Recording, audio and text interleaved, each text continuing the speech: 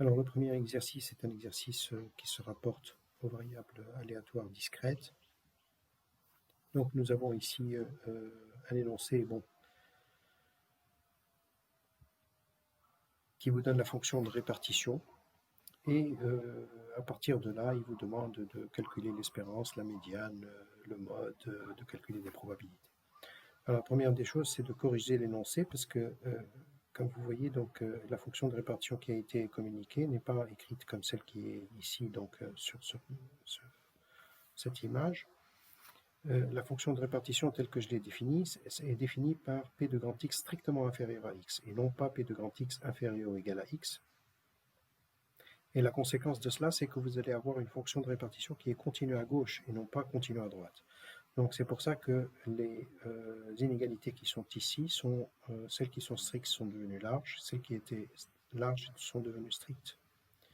Donc en fait, la fonction de répartition doit être, la fonction qui est communiquée devrait être écrite comme ceci. Et elle concerne, si vous voulez, une fonction de répartition définie comme nous on l'a fait. Alors à partir de là, une fois qu'on a fait ça, donc on a corrigé ce petit détail, donc on peut retrouver très facilement les valeurs xi que pour grand X, ainsi que les probabilités avec lesquelles ces valeurs sont atteintes. Les xi sont les points de discontinuité de grand F, donc il suffit de regarder ici les sauts de discontinuité, ce sont les points 0, ce sont les points 1, 2, 3 et 4. Et le saut marqué par la fonction en chacun des xi est, en fait, va être égal à la probabilité que grand X est égal à xi. Donc finalement, donc, grand X prend les valeurs 1, 2, 3, 4 avec p de x égale 1 égale 1 quart. Directement on le lit ici, c'est le premier saut. Le deuxième saut est égal à 1 tiers moins 1 quart, c'est-à-dire 1 douzième. Le troisième saut est égal à 2 tiers moins 1 tiers, c'est-à-dire 1 tiers. Et le troisième saut est égal à 1 moins 2 tiers, donc ça nous fait 1 tiers. Le tableau donc, des probabilités peut être clairement écrit comme ceci. Nous pouvons en déduire les points qui décrivent la fonction de répartition, les points donc, critiques. Et donc, lorsqu'on va chercher donc, le mode, c'est pour la plus grande valeur des p de grand X égale à xi, on voit que c'est 1 tiers, donc le mode, on a deux valeurs modales qui sont 3 et 4. Pour ce qui est de la médiane, c'est la valeur de x telle que grand f de x au moment où grand f de x dépasse exactement 0,5. Donc on voit que lorsque nous prenons x égale 2, nous avons comme fonction de répartition 1 tiers. Et quand nous dépassons 2, nous obtenons 2 tiers. Donc la valeur de la médiane est égale à 3. L'espérance mathématique s'obtient en utilisant la formule somme des xi, p de grand X égale à xi, ce qui donne donc très facilement, donc vous avez cette colonne de calcul qui vous donne l'espérance de x égale à 2,75. Lorsqu'on calcule p de grand X entre 1,5 et 3, strictement supérieur à 1,5, à ce moment-là, c'est soit x égale 2, soit x égale 3. Donc, ça nous fait p de x égale 2 plus p de x égale 3, et donc ça nous donne ce résultat-là. De même, p de x égale 3 s'obtient facilement, et p de x entre 1 et 4 s'obtient très facilement. Je passe à l'exercice suivant. L'exercice suivant concerne donc une variable de type continu. Donc, on vous donne ici une variable définie par sa densité de probabilité k e puissance moins 2x pour x positif 0 ailleurs. Donc, on vous demande d'abord de calculer k pour que ce soit effectivement une densité de probabilité. Pour cela, il faut deux conditions. Il faut que petit f satisfasse deux conditions. D'abord, il faut qu'elle soit positive, et ensuite, il faut que son intégrale fasse 1. Donc, il faut que k soit positif ou nul. Bon, en fait, strictement positif, parce qu'une fonction de densité ne peut pas être nulle. Et son intégrale fait 1. Alors, l'intégrale, c'est moins k sur 2 e puissance moins 2x entre 0 et plus infini, parce que la primitive de e puissance moins 2x, c'est moins e puissance moins 2x sur 2. Donc ceci vous donne donc k égale 2. et donc f de x égale 2 e puissance moins 2x, est défini pour x strictement positif. Alors on remarque qu'on n'a pas besoin donc d'aller plus loin, puisqu'on remarque qu'il s'agit d'une loi exponentielle de paramètre θ égale 2. Sa fonction de répartition, on le sait d'après le cours directement, mais ça se calcule très facilement. C'est 1 moins e puissance moins 2x. La troisième question, c'est pour voir si vous savez qu'une variable continue ne prend aucune valeur réelle, c'est-à-dire p de grand x égale petit x est nul, quel que soit x. Donc le petit c, ça vous donne p de probabilité nulle, parce que c'est une variable continue. Pour ce qui est du petit d, donc on vous demande le mode et la médiane. Le mode s'obtient, il est égal à 0, quelle que soit donc la variable exponentielle. La variable exponentielle est une variable qui décroît. C'est 2 e puissance moins 2x, donc la valeur pour 0 est égale à 2, et ensuite cette valeur de la densité va en décroissant, donc le mode est égal à 0. Pour ce qui est de la médiane, il suffit simplement de résoudre grand f de x égale 0,5, ce qui vous donne 1 moins e puissance moins 2x égale 0,5. E puissance moins 2x est donc égal à 0,5, d'où, en passant au log, moins 2x égale moins log de, est égal à log de 1,5, ce qui est égal à moins log de 2, donc moins 2x égale moins log de 2, donc x égale log de 2 sur 2. Plus généralement, pour une variable exponentielle quelconque de paramètre θ, la médiane sera égale à log de 2 sur θ. Voilà. Alors, je passe directement à l'exercice 3. Donc, pour ce qui est de l'exercice 3, il s'agit de manipuler des lois normales. Alors, le petit a, bon, c'est une question de cours et on n'a pas à le prouver. D'ailleurs, la variance égale à sigma 2, c'est admis dans le cours. Bon, on peut vérifier que l'espérance est égale à petit m, il n'y a pas de problème. Je passe directement à la question 2. Pour m égale 13 et sigma égale 0,1, on vous demande de calculer tout simplement p de x entre 13 et 13,2. Alors, il suffit simplement de faire le changement de variable pour retomber sur la loi normale 0,1. Le changement de variable, c'est x moins l'espérance, donc x moins 13 sur 0,1. Donc la condition x entre 13 et 13,2 devient z entre 0 et 13,2 moins 13 sur 0,1.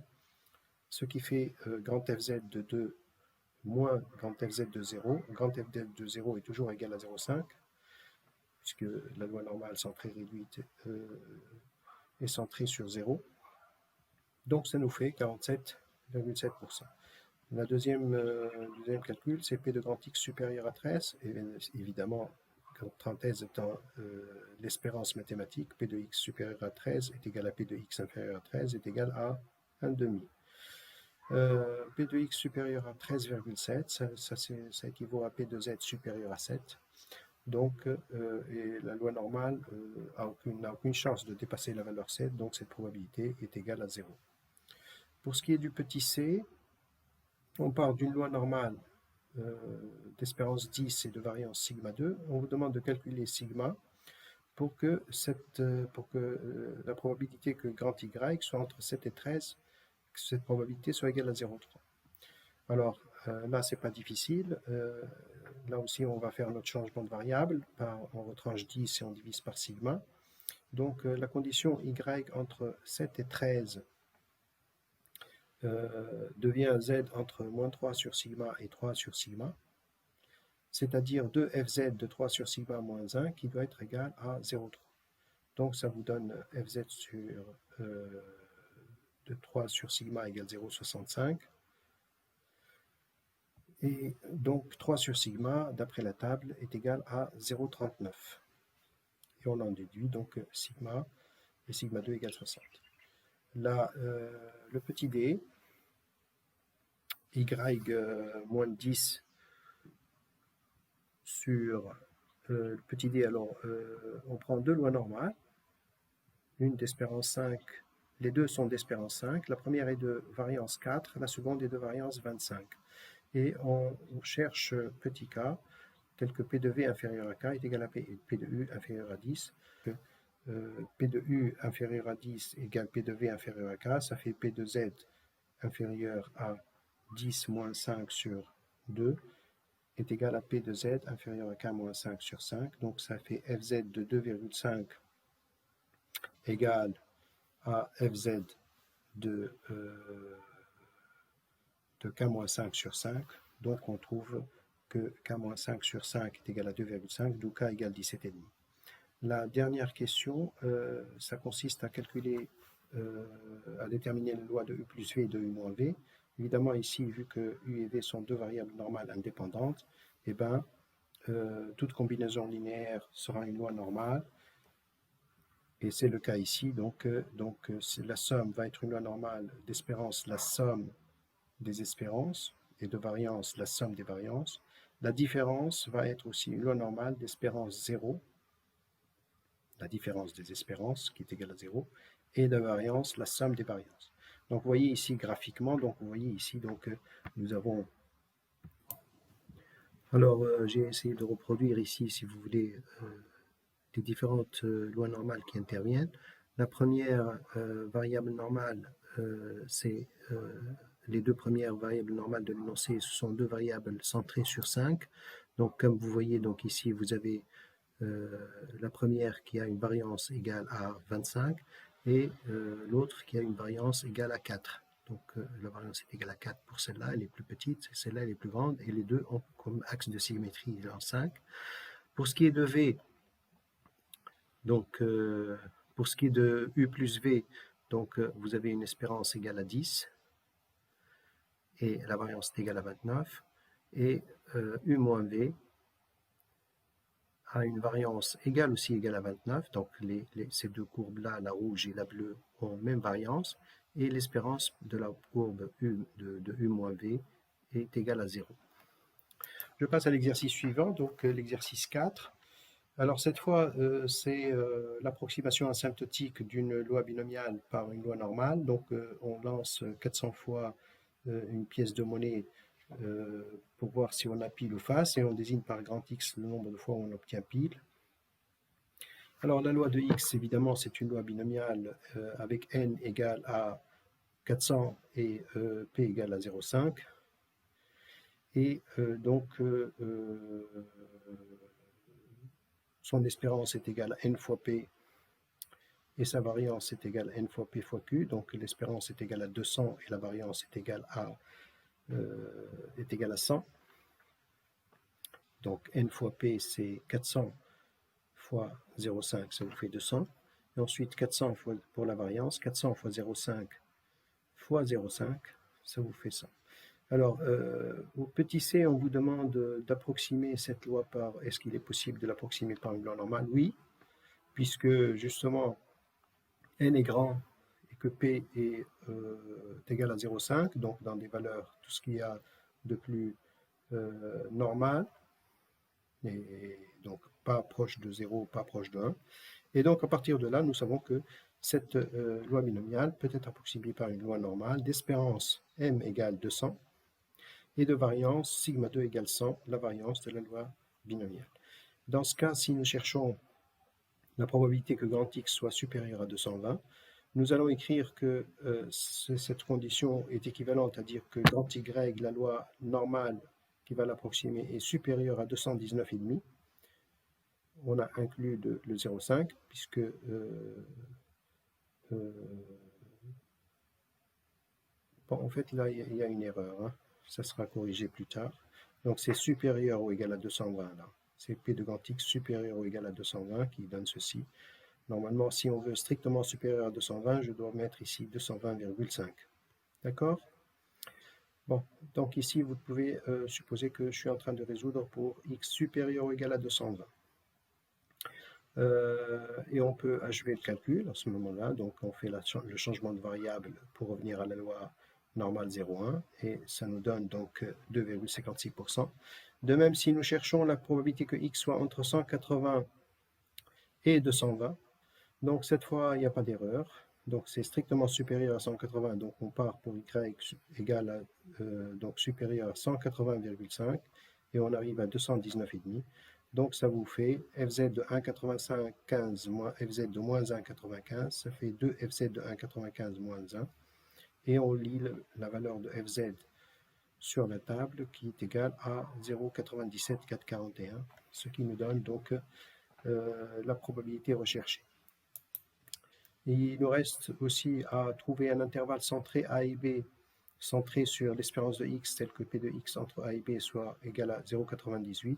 C'est un intervalle, on peut l'écrire m moins delta, m plus delta, puisqu'il est centré sur petit m, avec petit m égale 200.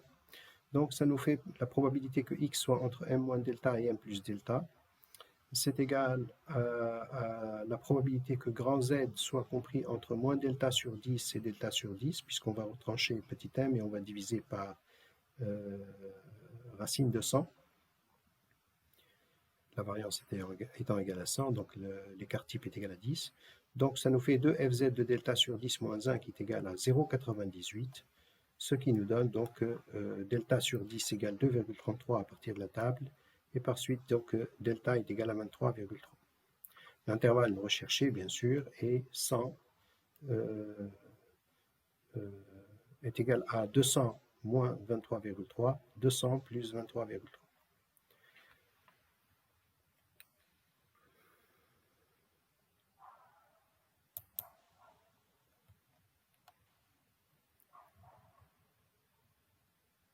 Enfin, on demande de calculer P de x égale 200 et P de x égale 240. P de x égale 200, c'est P de y entre 199,5 et 200,5. Donc ça nous fait P de z entre moins 0,05 et 0,05. C'est la table aussi, donc c'est 2fz de 0,05. Donc ça fait 3,99%, donc il y a un peu de... c'est à remettre à la bonne place.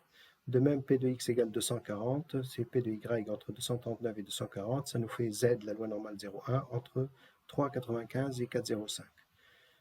La variable aléatoire z n'a aucune chance d'être supérieure à 3,95, donc en fait ça nous donne 1 moins 1 égale 0. Je passe à l'exercice 5, le dernier que j'ai traité, donc il traite d'une variable continue et plus particulièrement de la transformée d'une variable aléatoire continue. Alors cette fois, donc, c'est une variable pas classique, c'est une variable quelconque, dont la densité s'écrit kx fois a moins x. C'est un morceau de parabole qui va se dresser entre 0 et 1, dont les racines sont 0 et 1, justement, donc c'est cette partie-là. Et plus k augmente, plus cette courbe sera, donc, décrira une surface plus importante. On va déterminer petit k, de sorte que donc ceci soit réellement une densité de probabilité. Évidemment, donc, les deux conditions, c'est que la fonction f soit positive et que son intégrale soit égale à 1. Donc il faut que k soit un nombre positif, puisque x à moins x est toujours positif entre 0 et 1. Et ensuite que l'intégrale de f soit égale à 1. Alors, cette intégrale est égale à 1, donc on obtient k fois x2 sur 2 moins x3 sur 3 entre 0 et 1, qui doit être égal à 1, donc ça vous donne k égale 6, donc la fonction f de x est finalement 6x 1 moins x. Donc avec cette fonction-là, on demande de calculer l'espérance et la variance, et ensuite de trouver la loi de y égale une transformée de x. D'abord l'espérance, c'est très facile, donc c'est un calcul simplement d'intégrale. Avant, on peut répondre déjà à l'espérance sans même faire un seul calcul, puisque notre courbe étant symétrique par rapport à 0,5, l'espérance ne peut être que 0,5. Essayons de faire quand même malgré tout par le calcul, pour ceux qui ne voient pas, donc qui n'ont pas vu que la courbe est symétrique.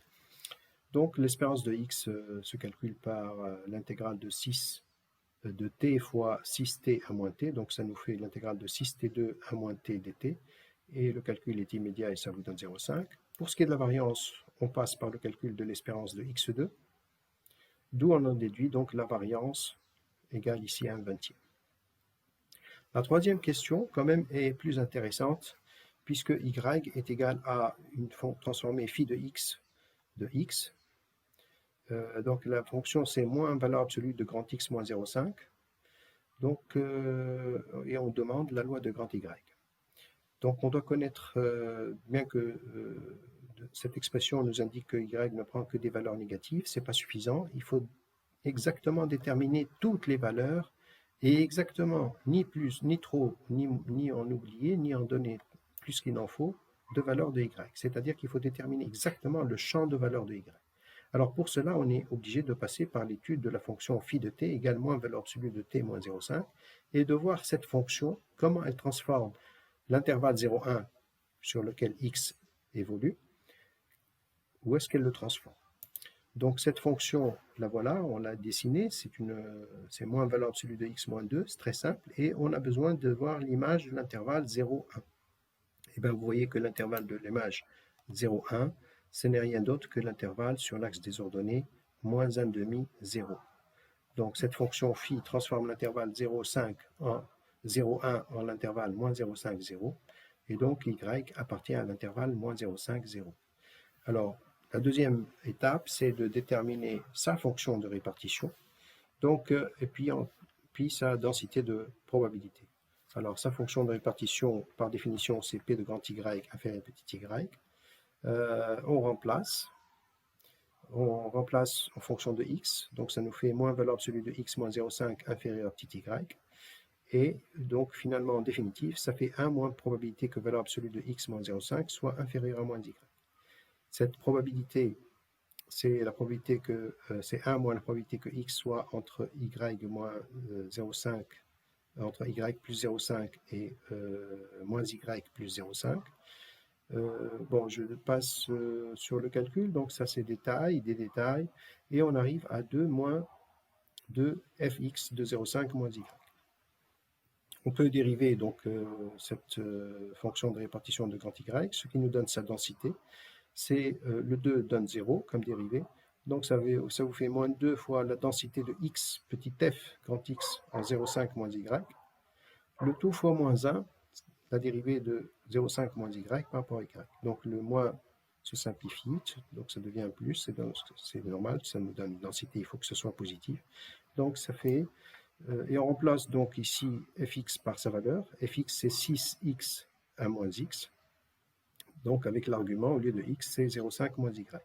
Donc ça nous fait 3 moins 12y carré.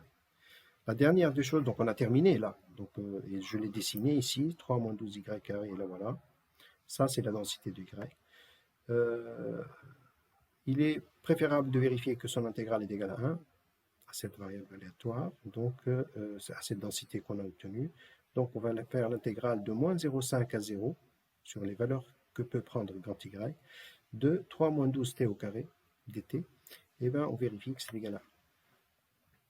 J'ai rajouté simplement une petite question ici, supplémentaire, c'est à l'aide de ce qu'on a trouvé, calculer l'espérance de y de deux manières différentes. Alors les deux manières différentes, c'est d'abord, puisqu'on dispose de la densité de y qu'on vient de vérifier actuellement, donc on peut utiliser directement cette densité, l'espérance de y c'est égal à intégrale de y fy dy. Le calcul est fait sur le champ de valeur de y, donc de moins 0,5 à 0, ce qui nous donne moins 3/16. Et on a aussi la possibilité de travailler avec la loi de x si éventuellement on ne voulait pas passer par la loi de y. On pourrait simplement utiliser la loi de x et en écrivant que l'espérance de y c'est l'espérance de phi de x, donc c'est égal à l'intégrale de 0 et 1, le champ de valeur de x, de phi de x f grand x de petit x dx.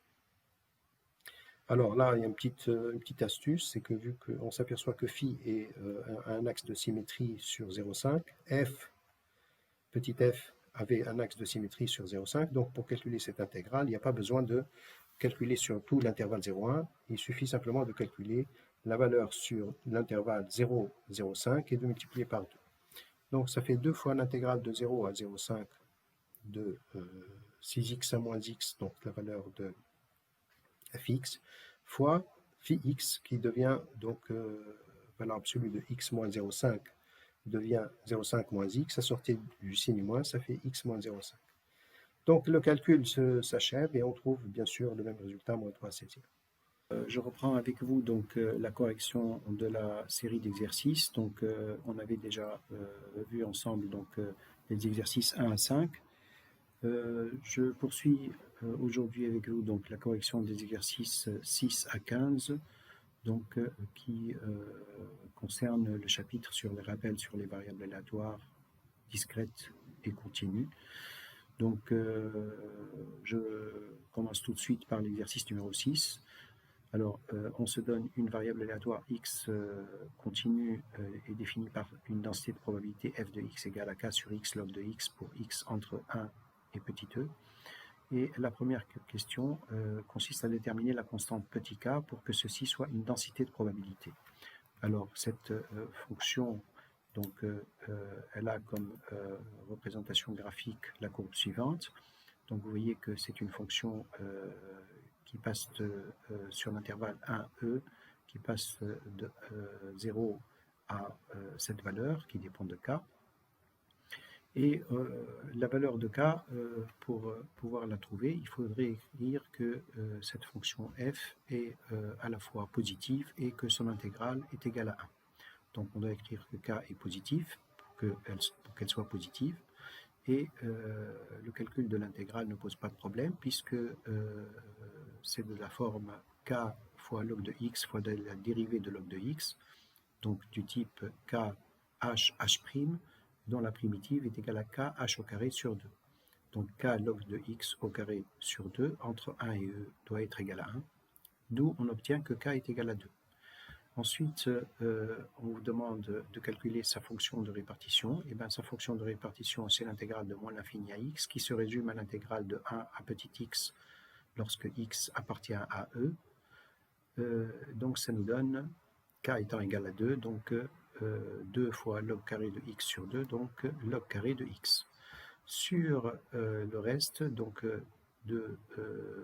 en dehors de l'intervalle 1e, la fonction grand F est nulle si x est inférieur à 1, et elle est égale à 1 dès que x est supérieur à e. Donc, je passe à la troisième question. Donc, le petit c, on vous demande de calculer p de grand x inférieur à racine de e, sachant que x est supérieur à 1,5.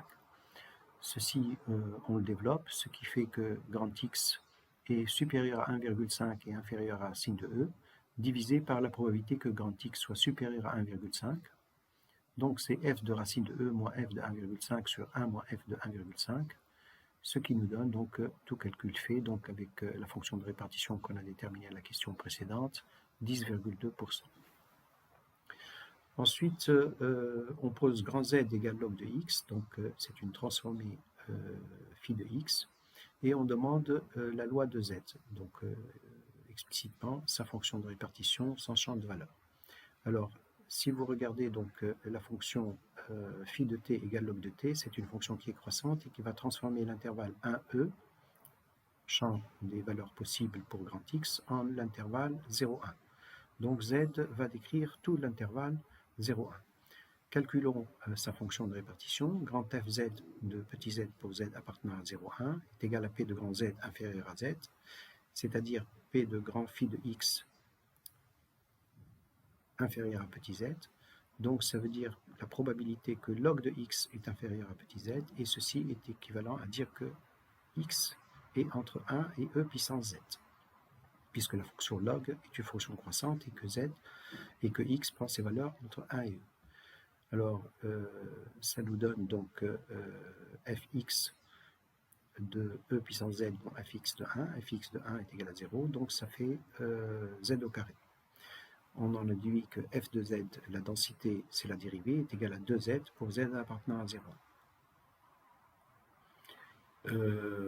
Évidemment, vous pouvez ici vérifier que l'intégrale de cette densité pour z appartenant à 0,1 est égal à 1, puisque vous allez avoir la primitive, c'est égal à z au carré, et z au carré entre 0 et 1, ça vous donne 1. Alors, ensuite, on vous demande de calculer l'espérance de z. Vous avez deux manières de le faire. D'une part, vous avez la loi de z qu'on peut utiliser, donc celle qu'on vient d'obtenir ici, avec cette densité de probabilité. Donc, on va écrire que l'espérance de z est égale à intégrale sur 0,1, le champ des valeurs de z fz de z. Et donc ça fait 2z puissance 3 sur 3, puisque la primitive de z au carré est égale à z puissance 3 sur 3, donc ça nous fait 2 tiers. La deuxième manière, c'est de ne pas passer par la loi de z et d'utiliser directement la loi de x. Donc en utilisant la loi de x, on écrit dans ce cas que l'espérance de z, c'est l'espérance de phi de x, est égale à l'intégrale de 1 à e, le champ des valeurs de x cette fois, de phi de x, fx de petit x. Donc en remplaçant donc phi de x, c'est la fonction donc log de x, fois fx de x qui est égal à 2 log de x sur x, ça nous fait l'intégrale de 2 log carré de x sur x, et là c'est du type 2h carré fois h'. Donc la primitive est égale à 2h puissance 3 sur 3, ça fait 2 log de x puissance 3 sur 3, entre 1 et e, en 1 c'est égal à 0, et donc ça nous fait, et en e ça fait le log de x vaut 1, donc ça fait 2 tiers. Donc on retrouve la même valeur de l'espérance de z. Voilà donc pour la transformée de cette variable x par la variable z. Je passe à l'exercice 7. Alors, pour l'exercice 7, nous avons une variable aléatoire continue, elle aussi, qui est définie par une densité qui est égale à e puissance x sur 1 plus e puissance x au carré. Alors, on va vérifier qu'il s'agit bien d'une densité de probabilité, ça ne perd rien à le vérifier, c'est même utile. Donc ici, on va vérifier que l'intégrale de cette fonction entre moins l'infini plus l'infini vaut 1. Alors, il s'agit d'une fonction qui s'exprime par h sur h au carré et dont la primitive est égale à moins 1 sur h. Donc, ici, moins 1 sur 1 plus e puissance x, entre moins l'infini et plus l'infini. En plus l'infini, ça vaut 0, et en moins l'infini, ça vaut moins 1, donc ça fait en définitive 1. D'ailleurs, sa fonction de répartition, c'est 1 moins 1 sur 1 plus 2 puissance x. Alors, ensuite, on a posé y égale a plus x, où a est une constante, et grand Z appartenant à 0,1, avec comme probabilité P de Z égale 1. C'est la probabilité que grand Y soit positif. Donc ici, grand Y est positif si seulement si a plus x est positif. Donc ça vous fait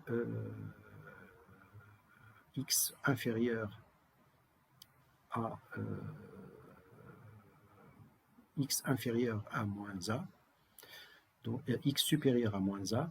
Donc c'est la probabilité que x supérieur à moins a, c'est 1 moins la probabilité que x soit inférieur à moins a, donc 1 moins fx de moins a.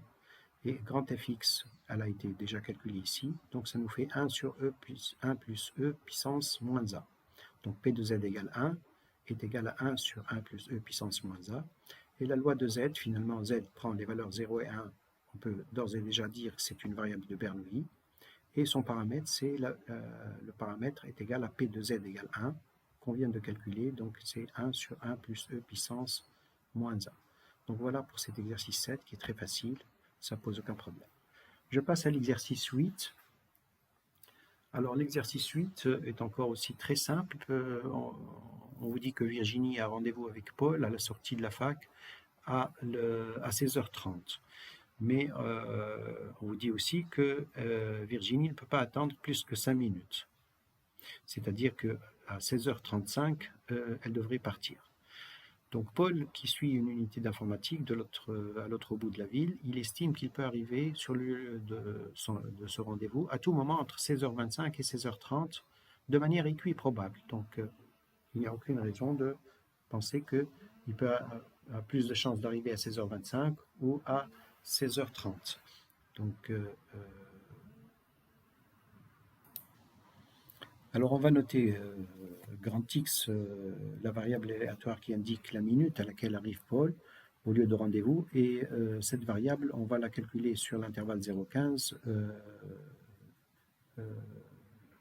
Ça veut dire que si X est égal à 0, Paul arrive à 16h25, et si c'est égal à 15, il arrivera à 16h40. Donc ça va être une loi uniforme, il peut arriver à tout moment et de manière totalement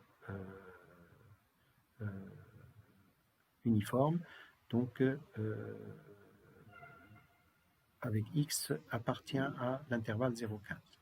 La question qui est posée est de savoir si Paul va pouvoir rencontrer Virginie. Alors pour qu'il puisse la rencontrer, la condition est que x ne dépasse pas 10, puisque 16h35, la date limite à laquelle Virginie ne va plus pouvoir attendre, correspond à x égale à 10. Donc finalement, on va chercher P de x inférieur à 10. Donc, comme c'est une loi uniforme, c'est égal à 2 tiers. Les 2 tiers de l'intervalle 0,15. Donc cet exercice il est extrêmement facile. Je passe maintenant à l'exercice 9. Alors, l'exercice 9, on vous dit que une usine fabrique un certain produit pendant un certain temps, T, avec une cadence de 9000 unités. Et pour cette même période, on demande en milliers d'unités concernant ce produit. On va considérer que cette quantité est une variable, la demande pour cette quantité est une variable aléatoire, donc grand D, qui suit la loi exponentielle de paramètre 1 tiers. Donc D est une loi exponentielle de paramètre 1 tiers, et je ne vais pas la noter D, je vais la noter grand X. Donc comme c'est une loi exponentielle, donc on peut dire que sa densité c'est 1 tiers e puissance moins 1 tiers de X, d'accord, où X calcule donc la demande en milliers d'unités. Et sa fonction de répartition, c'est 1 moins e puissance moins 1 tiers de x pour la loi exponentielle donc, que nous connaissons déjà. Alors la première question est de calculer la probabilité que la demande dépasse la production, c'est-à-dire que la demande grand X soit supérieure à 9000. Donc ici, ça devient grand X supérieur à 9, puisque grand X est calculé en milliers. Donc c'est 1 moins f de 9, c'est e puissance moins 1 tiers de x pour x égale 9, donc c'est e puissance moins 3, et ça nous donne 4,97%. La deuxième question, le petit b, on vous demande de déterminer le niveau de production pour que cette probabilité ne dépasse pas 4%. Donc cette fois, on va chercher une valeur grand A telle que P de grand X supérieur à grand A soit inférieur à 4%. Alors, ça nous fait 1 moins f de A est égal à e puissance moins a sur 3 qui doit être inférieur à 0,04. Donc ça nous donne A supérieur à 6 log de 5, ce qui donne par le calcul 9,657, c'est-à-dire qu'en unité, 9657 unités. Alors, je passe à l'exercice 10. Donc là aussi, donc, nous avons affaire à une loi exponentielle. Donc la durée de vie des ampoules est une loi exponentielle de densité de probabilité, donc 0,05 e puissance moins 0,05 t, pour t positif ou nul.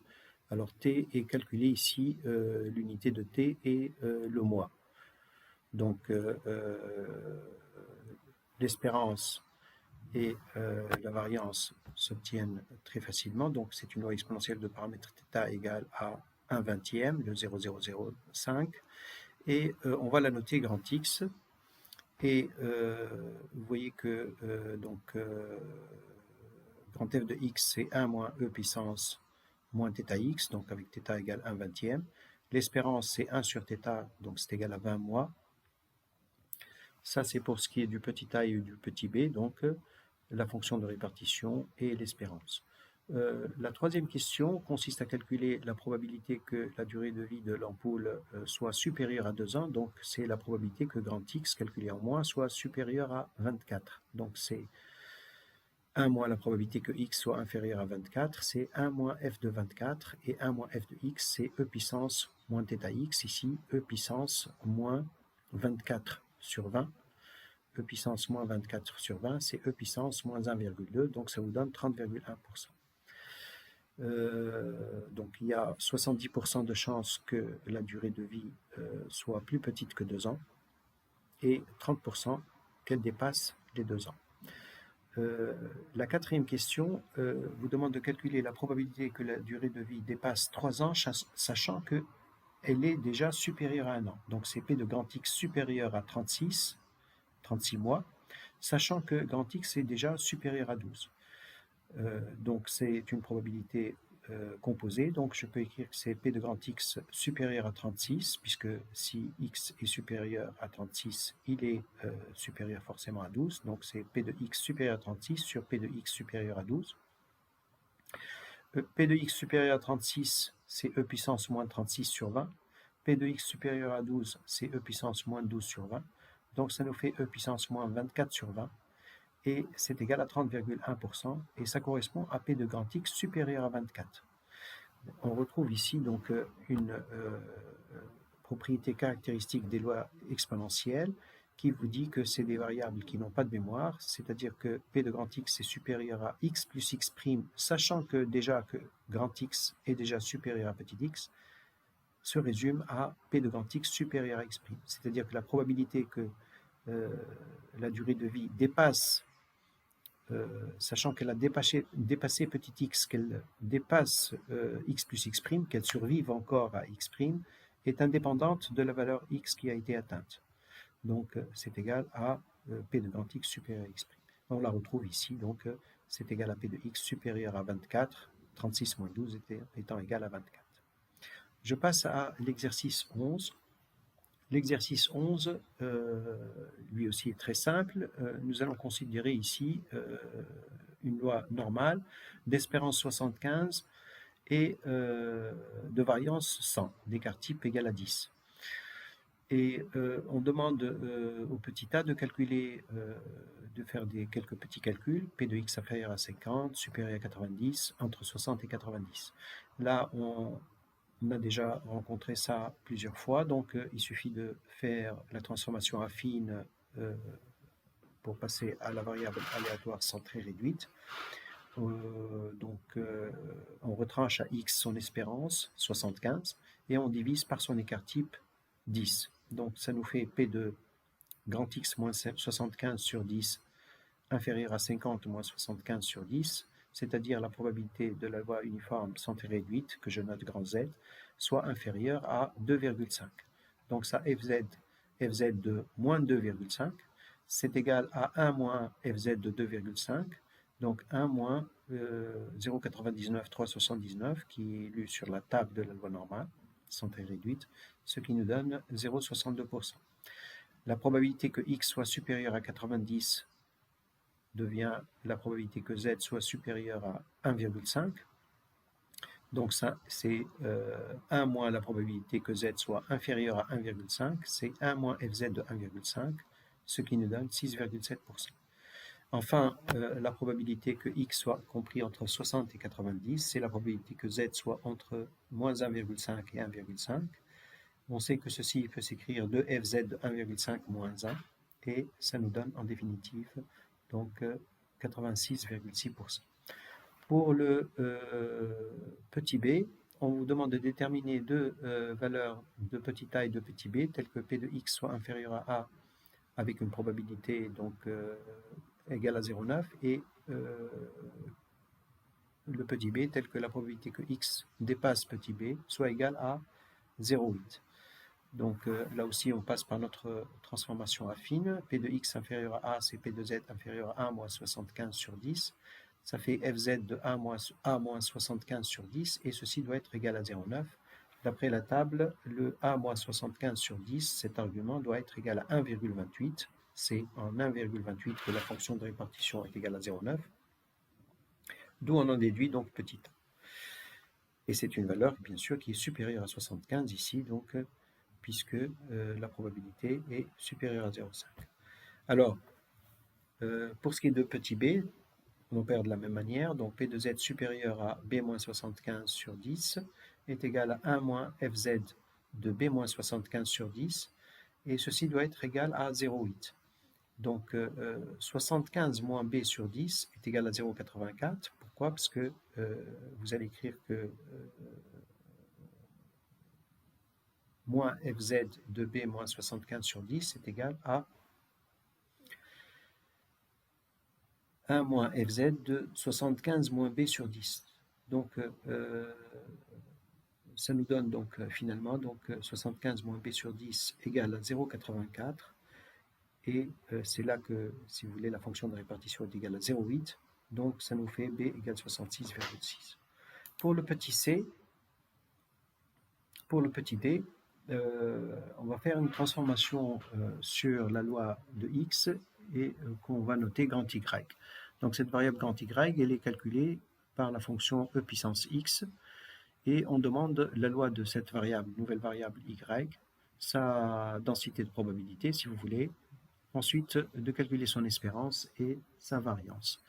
Alors, le calcul, d'abord, on va regarder quel est le champ de valeur prise par y. La fonction e phi de t égale e puissance t, elle transforme r en r+. Donc, comme x décrit r en entier, donc c'est une loi normale, donc y va décrire r plus en entier. Donc le champ de valeur de y est égal à 0 plus l'infini. Nous allons calculer ensuite sa fonction de répartition. On va développer fy de petit y. C'est par définition p de grand y inférieur à y. Donc c'est la probabilité que phi de x soit inférieur à petit y.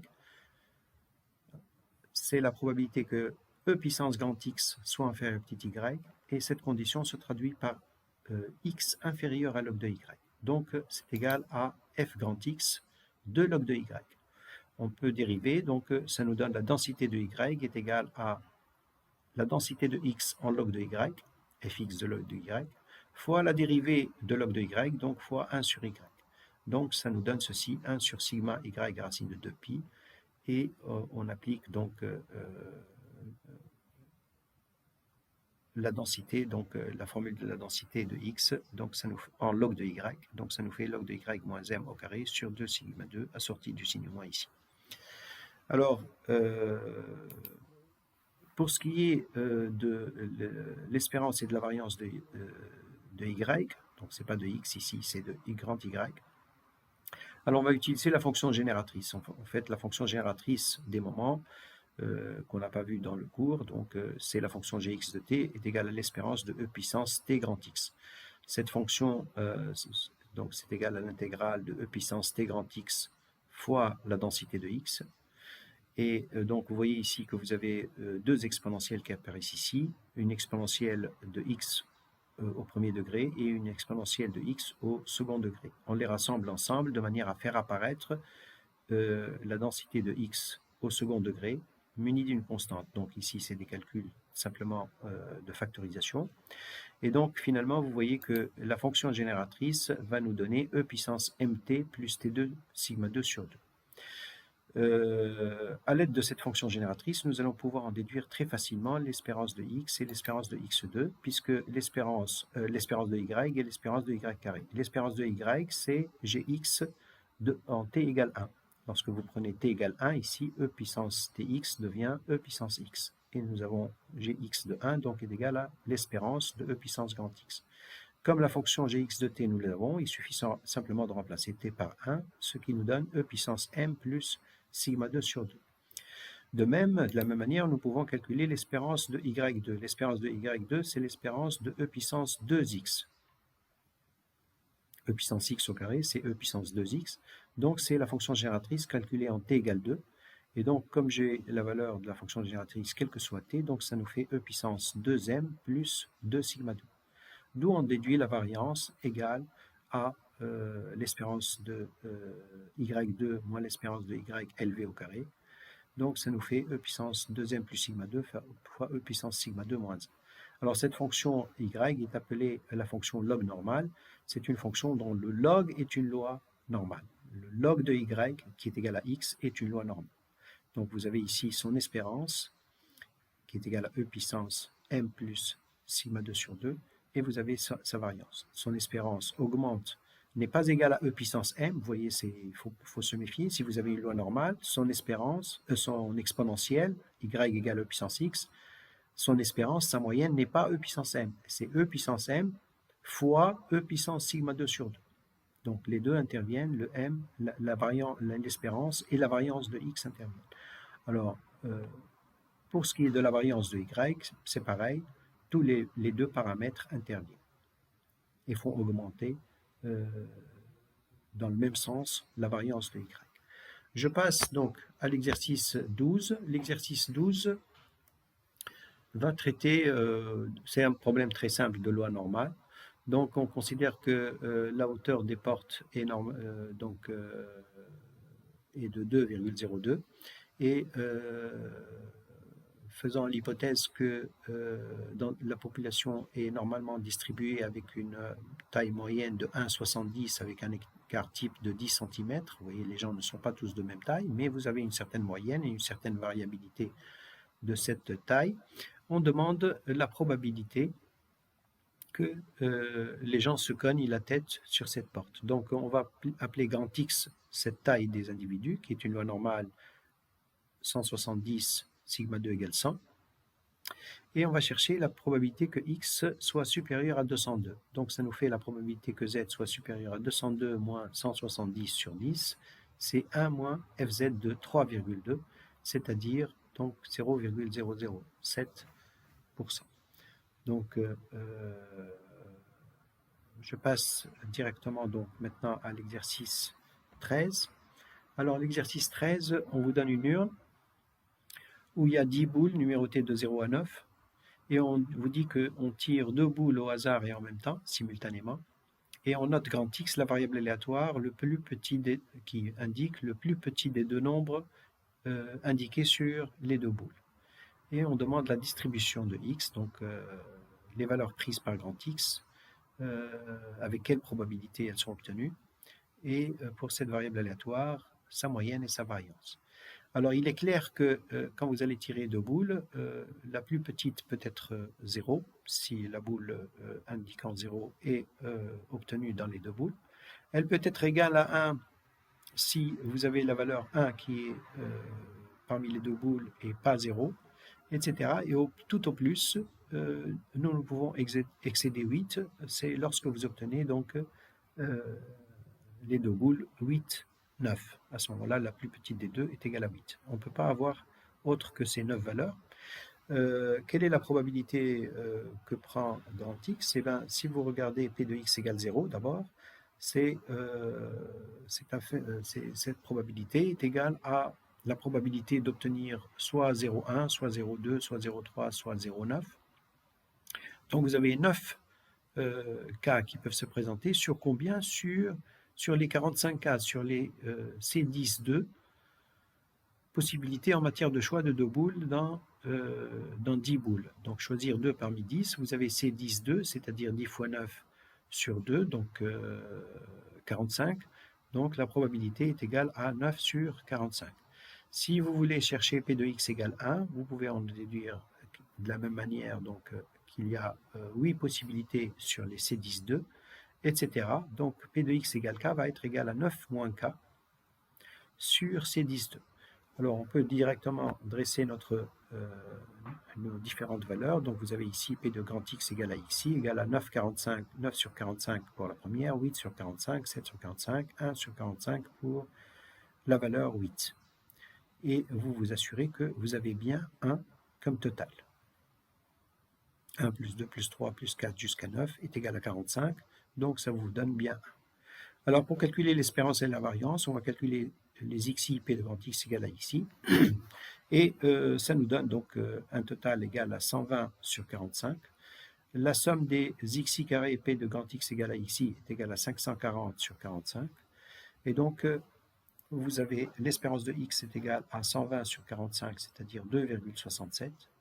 Et l'espérance de x2 est égale à 12 exactement, 540 sur 45 est égal à 12, d'où on déduit la variance. Donc voilà pour cet exercice donc 13.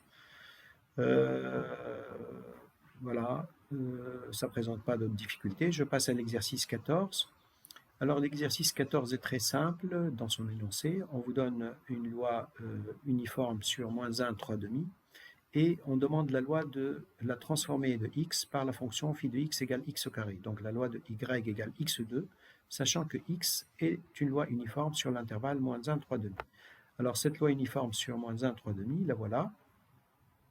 C'est un pavé tout simple, la loi uniforme, donc entre moins 1 et 3 demi, et dont la hauteur est égale à l'inverse de la largeur. Donc comme vous avez une largeur de 2,5 en bas, donc la hauteur est égale à 1 sur 2,5, donc égale à 0,4.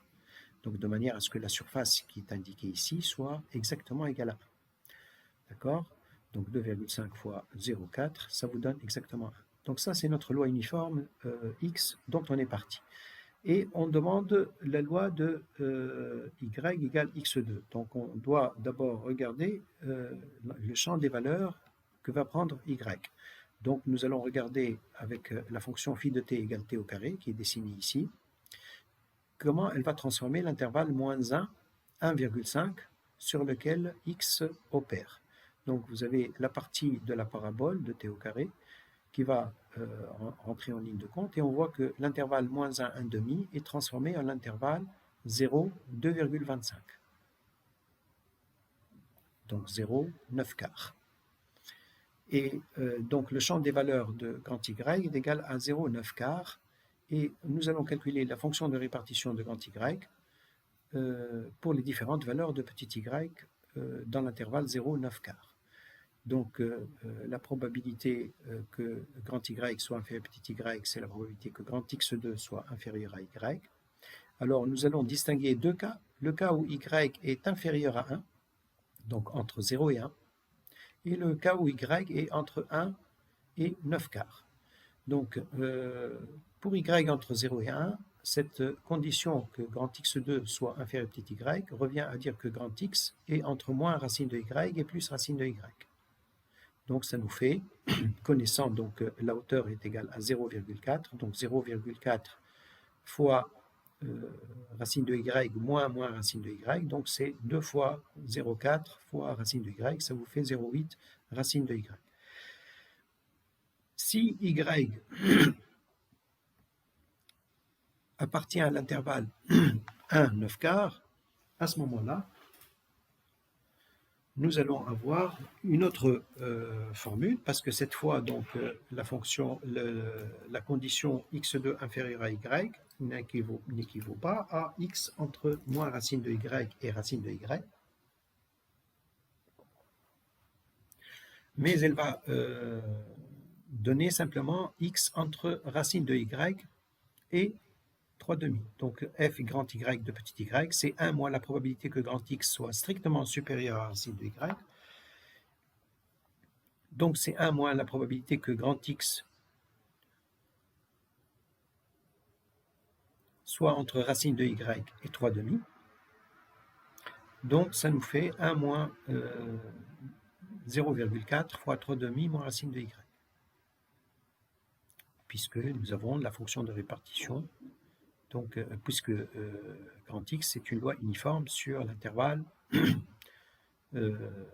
moins 1, 1,5. Et comme ici racine de y est entre 1 et comme x est comme racine de y supérieure à 1, donc ça nous laisse que la possibilité que x soit supérieur à racine de y inférieur à 3,5. D'accord? Donc ça nous fait 0,4 fois 1 plus racine de y.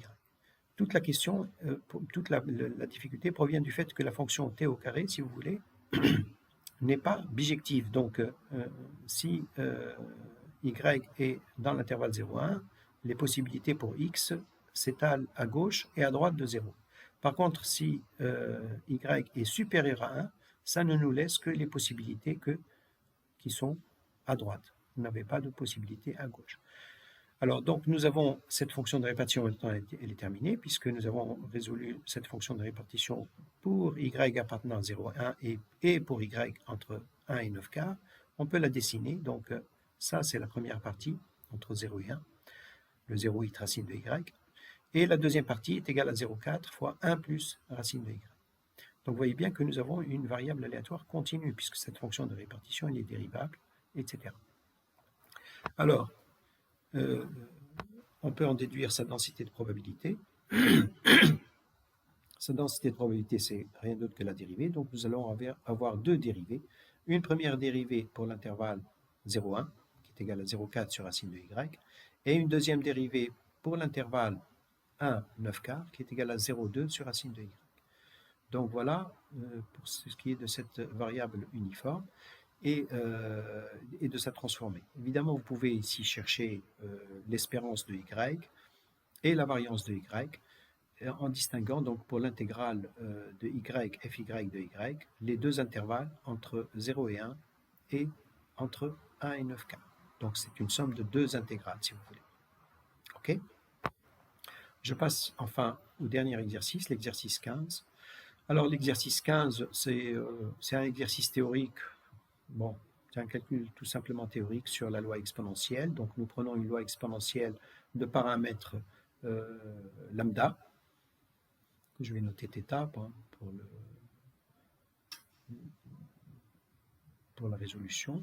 Donc, et on vous demande la loi de la variable aléatoire y égale à x puissance s, où s est un entier naturel positif, un entier naturel. Donc, la fonction phi de t, t puissance s, transforme R plus en R plus. Donc, le champ des valeurs de grand Y est égal à R plus. Et, pardon. Et donc, cette fonction de répartition, c'est la probabilité que grand X puissance S soit inférieur à petit y.